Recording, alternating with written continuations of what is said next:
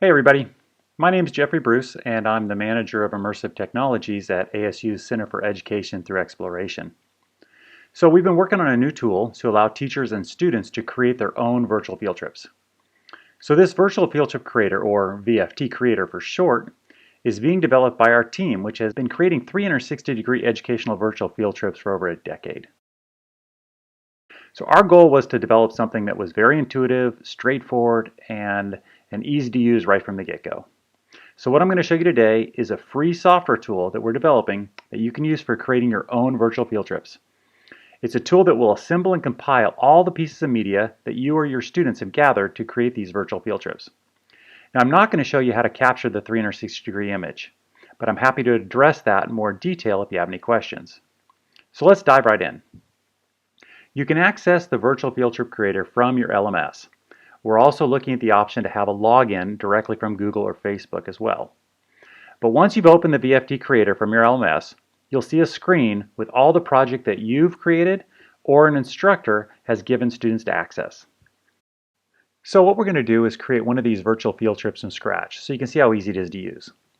From the top, we select Add New Project, and it's going to give us a window to allow us to upload our own 360-degree panorama.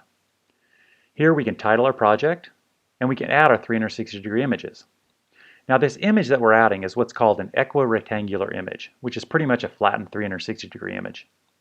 This is typically created from a series of images stitched together or from a single-shot camera like a Recon Beta. This image file can simply be dragged and dropped into this window from your desktop. I'm adding these files from my computer desktop off screen. Let's add two so you can see how we can jump back and forth between the two locations in the virtual field trip. Once these images are uploaded, we can easily begin adding all the media elements that we want inside our virtual field trip by simply clicking on the image we want to add them to. By clicking on the image, we're taken to the editor that will allow us to add hotspots by simply double-clicking where we want to place these hotspots on the image. This will add a hotspot icon and open a window with hotspot information. We can add a URL, we can link to another panorama, we can add info such as a text box, a PDF, we can add an image, or we can add a video from a YouTube or Vimeo video link. We're going to add a few elements to our virtual field trip, and we'll start by adding an image. We can enter a title and a caption for our image,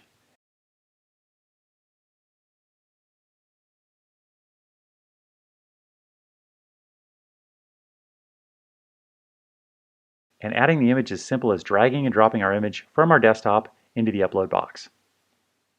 When we're done, we close the box, or we could double-click on the panorama to add another hotspot. In this case, we're also going to add a video, a text box, and a link to another panorama.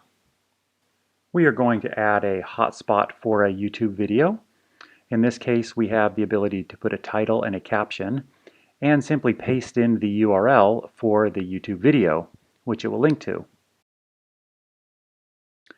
We're also going to add a info button, which is a text description. We can put a title and a caption for that description.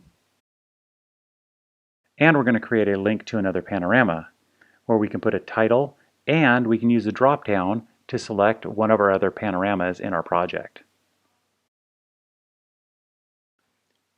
There are also tools available, such as setting the default view for the current panorama. We can set each of these panoramas as the start panorama.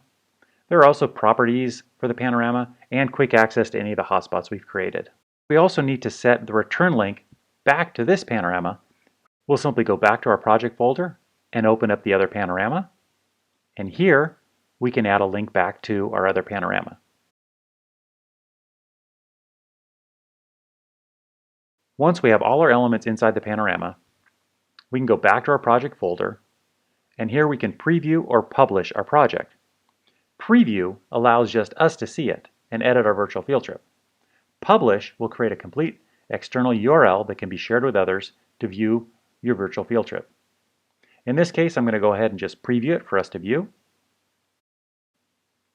There you have it. That was a very quick overview of our new virtual field trip creator, which should be in beta testing later this month.